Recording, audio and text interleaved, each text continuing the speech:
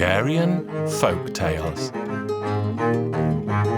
The Salt Princess.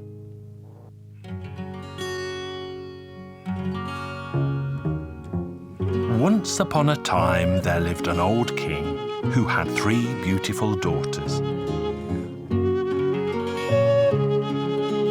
The old king wanted to find husbands for his daughters before he died, but he could not decide which daughter should receive the most beautiful of his 3 kingdoms. So he decided to give his most beautiful kingdom to the daughter who loved him the most. The old king asked his daughters, and the eldest replied, "I love you, dear father, as a dove loves good grain." "What about you, child?" "I love you, dear father, as a hot summer day loves a cool breeze." "And what about you, daughter?"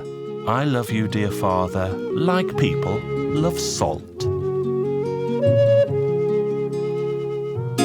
"What do you mean, salt? You ungrateful child. Is this what I raised and loved you for all these years? Get out of here! Get out of my sight!" His daughter tried to explain that people love salt very much indeed. She sobbed and begged, but her father shunned her from his palace.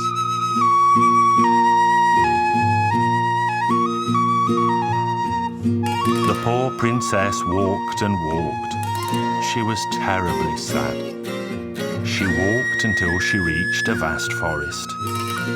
There she found a large hollow tree, and she hid herself inside it. She lived by gathering delicious nuts and ripe berries from the green forest.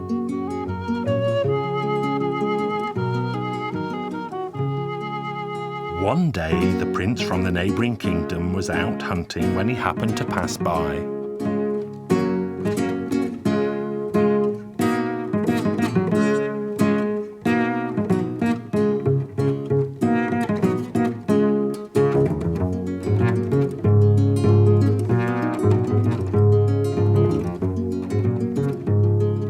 He was chasing a deer when he spotted the princess.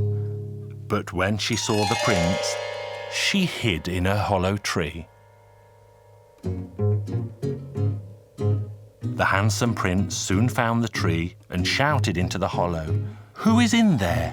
But the princess refused to reply. "Who is in there? Speak up." "Speak up or I'll shoot." The terrified princess eventually appeared. She was so beautiful, but she could not stop crying. The prince was so overcome that he embraced the sad princess, sat her high on his horse, and took her home to his palace.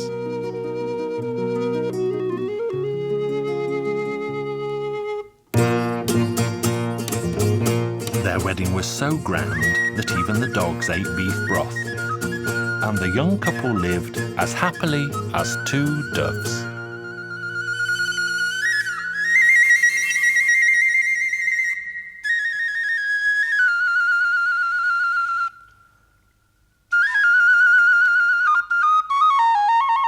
Time passed until the young king asked his bride one day, "Tell me, why did your father chase you away?" "Because I told him that I loved him like people love salt." "Why, is that all?" Then the young king had an idea and sent a letter to the old king, inviting him to come and visit.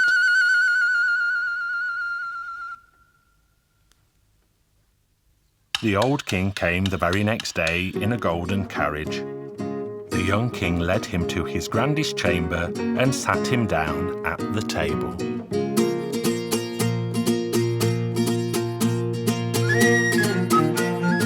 His servant served soup, but it had no salt in it.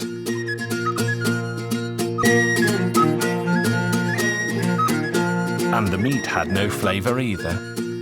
The king ate a great deal, but was still left feeling hungry. He remained silent for a while, but eventually had to speak. "What kind of cook do you have, son? Who makes food with no salt?" "I heard you don't like salt, sire." "Who told you that?" "Why, your daughter, of course." Then the princess appeared. The king's daughter smiled at her old father, who shed tears of joy. Father and daughter embraced, and the king gave his most beautiful kingdom to his youngest daughter. And they all lived happily ever after.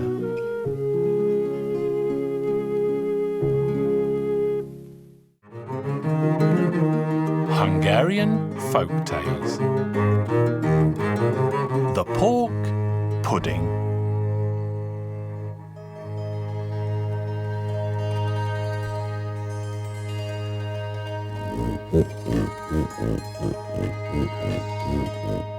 Once upon a time, there lived a man who had a pig. The pig grew very big and fat, so the man decided to slaughter it for food.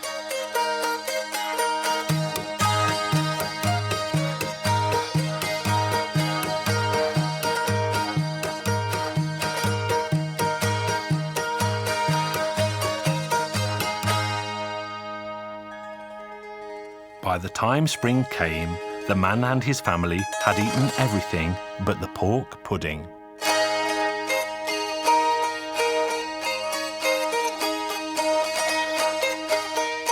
One day, the man went to tend his vines while his wife and 3 daughters stayed at home to cook supper.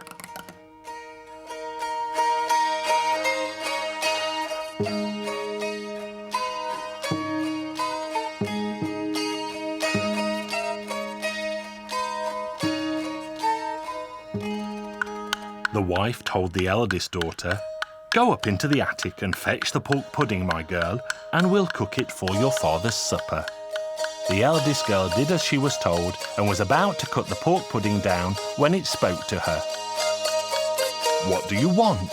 You won't eat me, because I'll eat you first."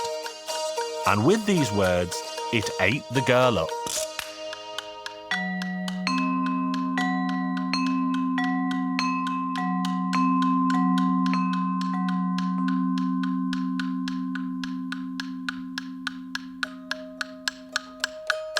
The wife could not imagine why her daughter had not come back down with the pork pudding.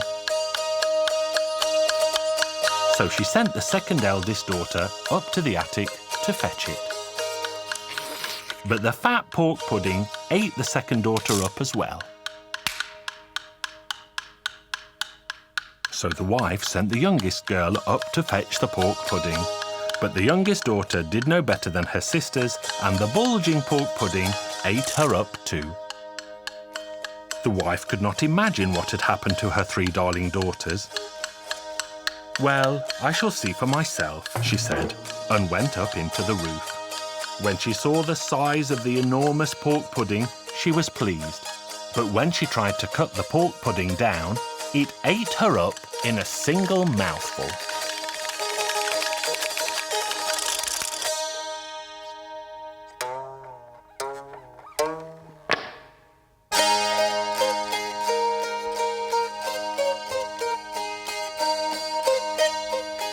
That evening, the man returned home from his vines to find no one at home to cook his supper. There was no supper on the stove and not even a fire inside it. The man searched high and low for his wife and 3 daughters. He realized that he would go hungry, so he went up to the attic to fetch the pork pudding to eat for his supper. But when the man got up into the attic and tried to cut the round pork pudding down, it shouted at him like it had at the others.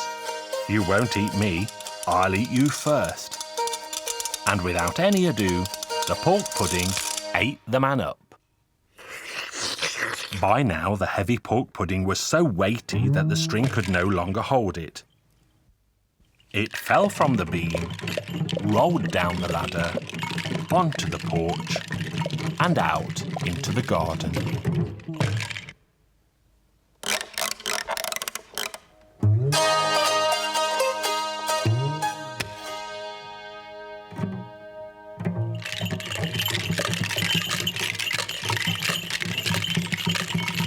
the little house was on a big hill, so the gigantic pork pudding rolled all the way down the street. The local folks were just coming back from the fields, and the massive pork pudding ate them all up.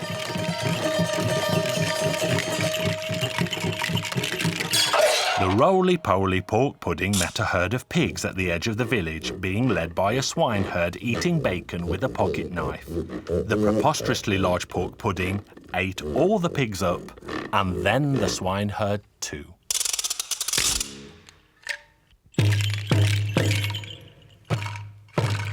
But the pocket knife was open, and the swineherd cut his way out of the pork pudding, and everybody followed him out into the sunshine. If that pork pudding had not split as it did, my story would have never ended.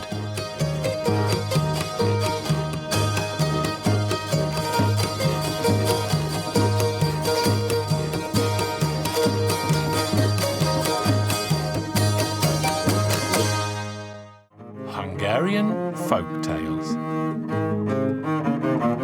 The Little Walnut. Once upon a time, there lived a poor man who had so many children they were like ants in a hill. The children often went without food for 3 days in a row. They were so very poor. So their father set off to find some food for his family. He was walking in the forest when the devil met him, disguised as a man. "Where are you going, poor man?" "I'm going to find some food for my children. If I don't do something soon, they will all die of hunger." "Don't take another step. I'll give you something that, if you use it wisely, will put an end to suffering in your house. Here, take this little walnut. Give it any order you like, and it will be done without delay." "But what am I to give you in return?" "I don't want anything much. Only the thing you don't know about in your home." The poor man started thinking what it could be that he didn't know about, but he could not think of a single thing. And as times were hard, he gave his promise. The poor man arrived home with a little walnut, and his wife asked, "Have you brought food?" "We are all so very, very hungry." "Well, I didn't exactly bring food, but I did bring a peculiar nut. The man who gave it to me said that we can order it to do anything we desire, and it will be done." "Why did he give it to you?"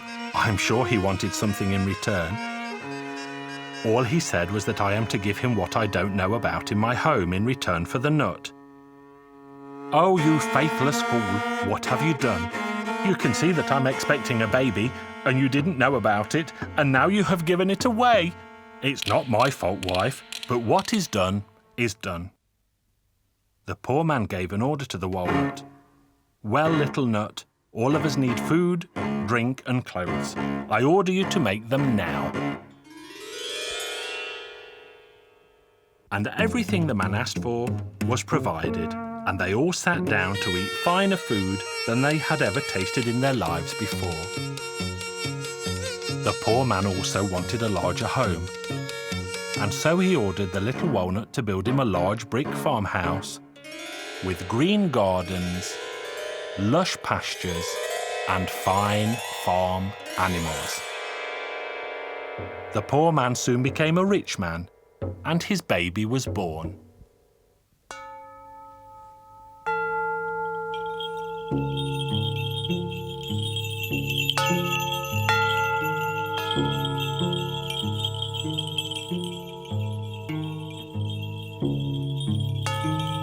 The family were all working hard one day when 2 old men arrived and asked for shelter for the night.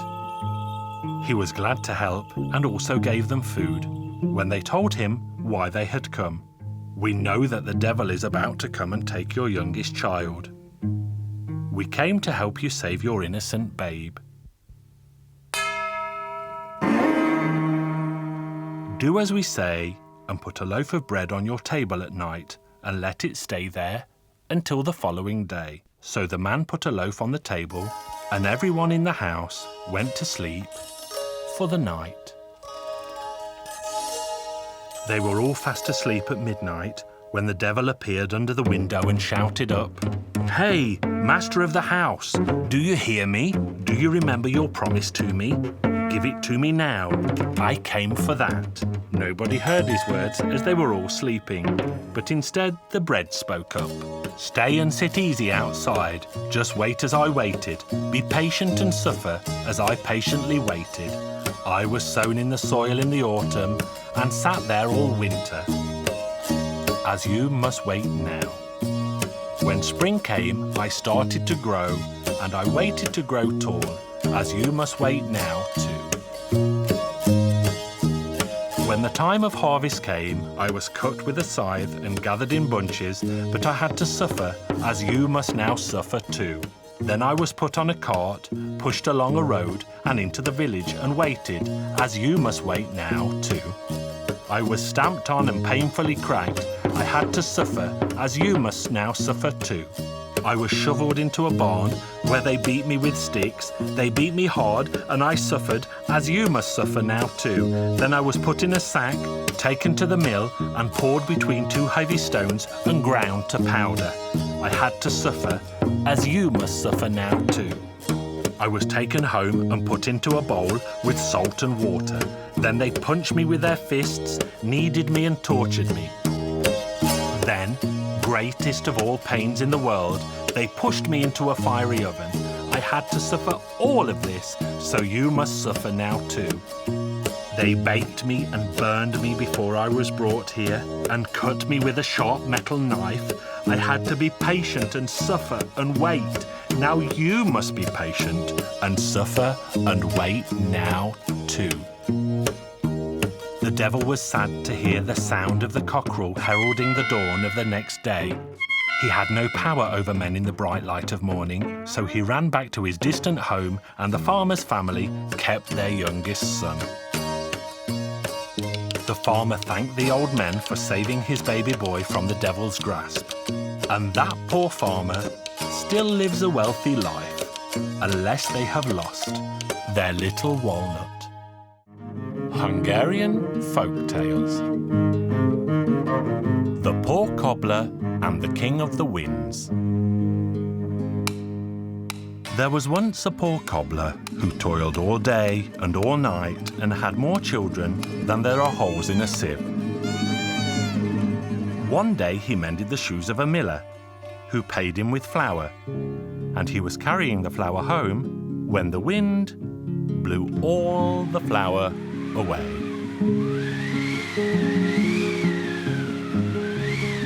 Well, that's too much.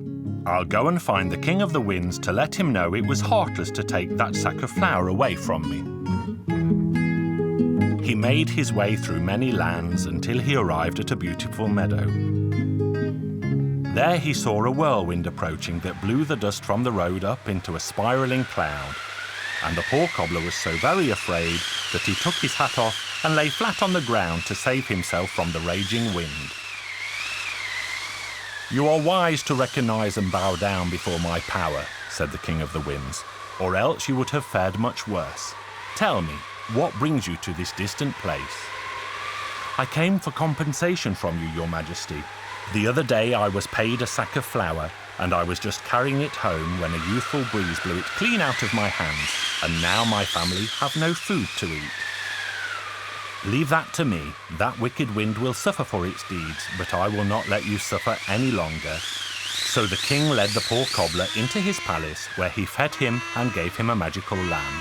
Then he said, "When you arrive home, simply say, 'Shake yourself, O lamb,' and the lamb will shake off enough money to keep you for a month.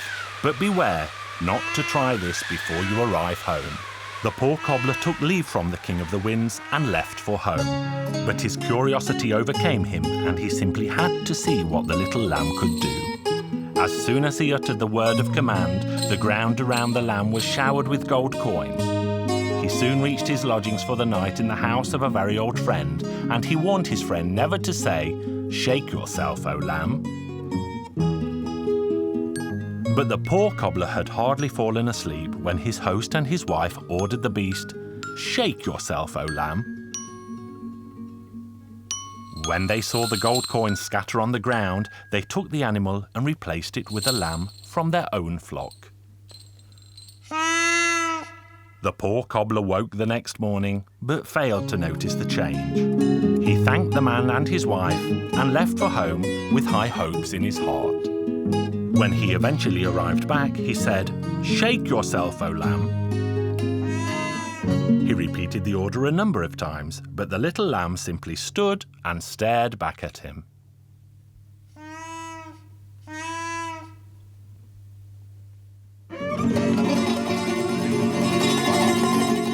The cobbler then set off again to visit the King of the Winds, and he was very angry. He marched straight to the palace to voice his complaint. "I am sure you did not take my advice, and you must have spoken to the lamb before you reached home. But this time I will give you a tablecloth, and all you have to say is, 'Fill yourself with fine fare, O tablecloth,' and it will be covered in food. But do not be tempted to try this before you arrive home." But the poor cobbler was too curious again, and he tried the tablecloth. When evening came, he took lodging with his friend again, and he said to him, "You mustn't tell my tablecloth to fill itself with fine fare." The friend and his wife could hardly wait for the cobbler to sleep that night. They gave the order at once, and when they found out what a valuable tablecloth he had, they exchanged it for one of their own. The next day he arrived home and became terribly angry when he ordered the tablecloth again and again, but nothing happened. Again the poor cobbler travelled hastily back to see the King of the Winds, who was waiting for him when he arrived, and presented him with a small cane. He told him he should not tell the cane to "Turn around cleverly, O cane," before he arrived home again. The poor cobbler could barely wait to find out what the cane would do, and so he quickly said, "Turn around cleverly, O cane." The cane hopped up and began to beat him hard. The poor cobbler cried out in pain, "Stop!" and the clever cane stopped beating him at once.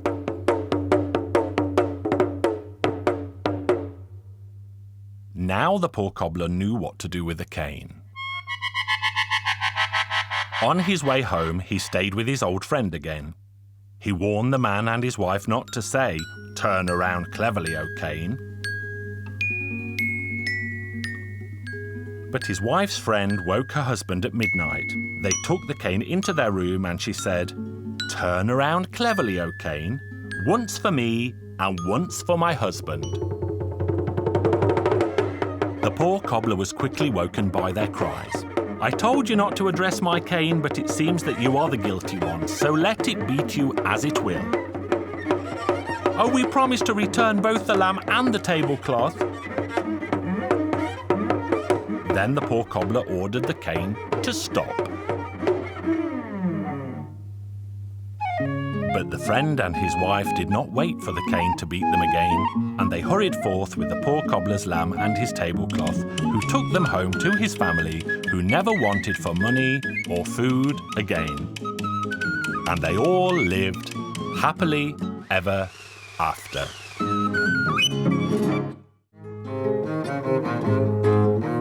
Hungarian Folk Tales. The Mayor's Clever Daughter.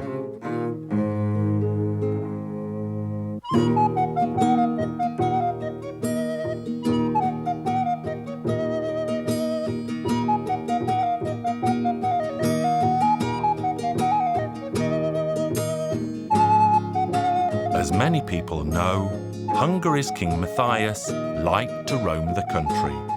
Once he walked into a tiny village to see how the local people lived. There was an inscription on the gate of the mayor's house that read, "Here lives the village mayor. Here he lives with no trouble or care." King Matthias made a note of these words and scribbled the mayor's address down in a little book. "If your life's so carefree, Mr. Mayor, then it's my job to give you something to worry about," he thought. Then the king returned home.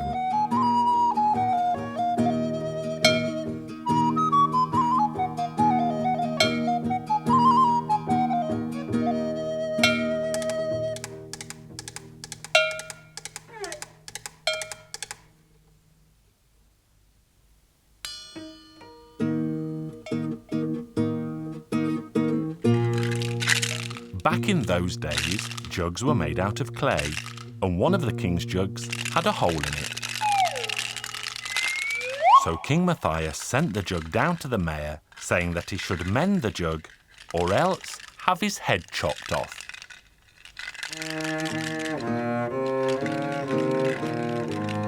The village mayor received both the jug and the message.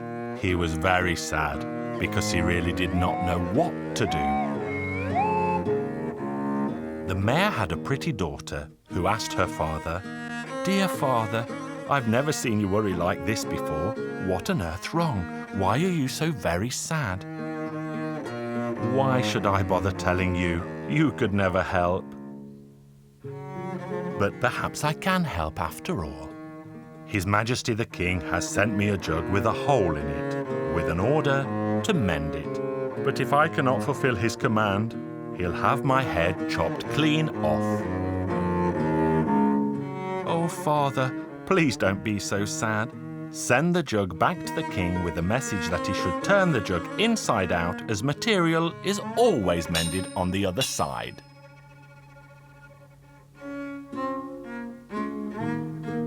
Very well. And he sent the jug back with the message.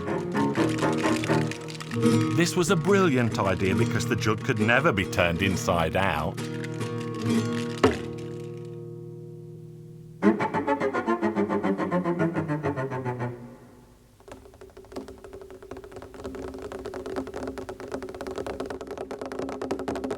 After this, the king sent a millstone and ordered the mayor to skin it.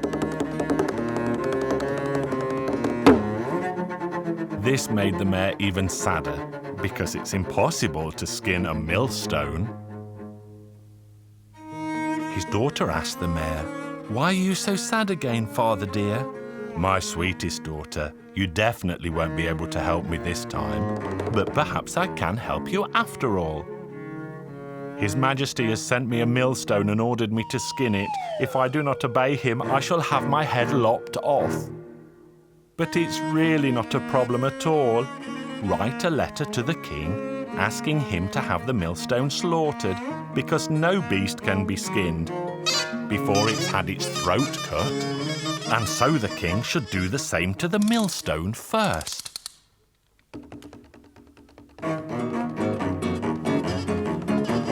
So the mayor sent the millstone back to the king with that message.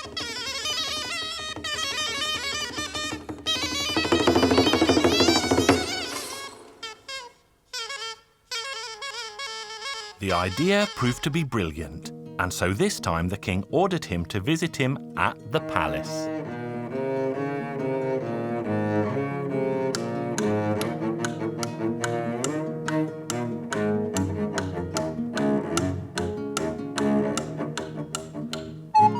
The village mayor went up to the palace where he thought he would be rewarded.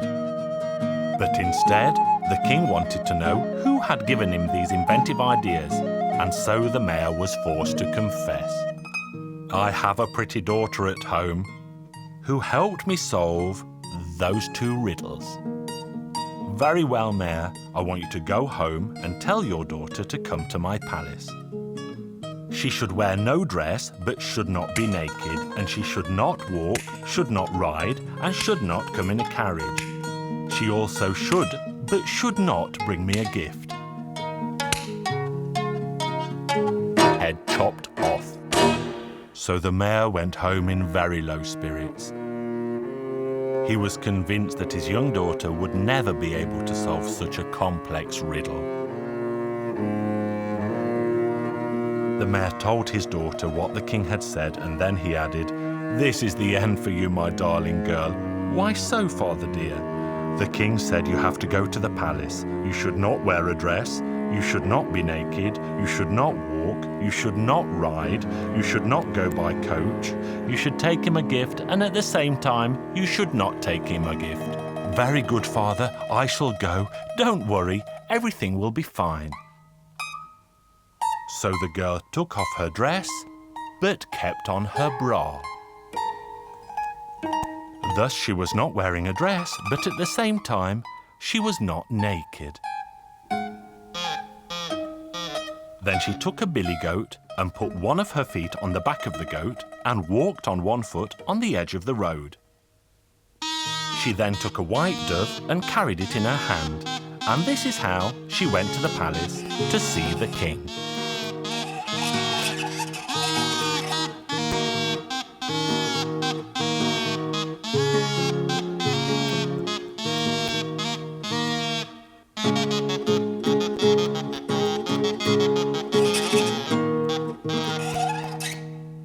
When the king saw the girl, he was very surprised.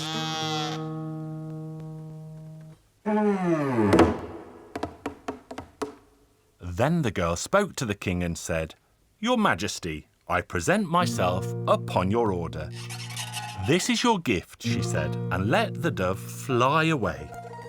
Thus she took, and she did not take a gift. Then the king said, "Everything is fine, my girl, but tell me, why did you not hide your private parts instead of your bosoms?" And the girl replied, "Your Royal Highness, my private parts were created by God, but I grew my bosoms myself. I am ashamed of them, and that's why I hid them."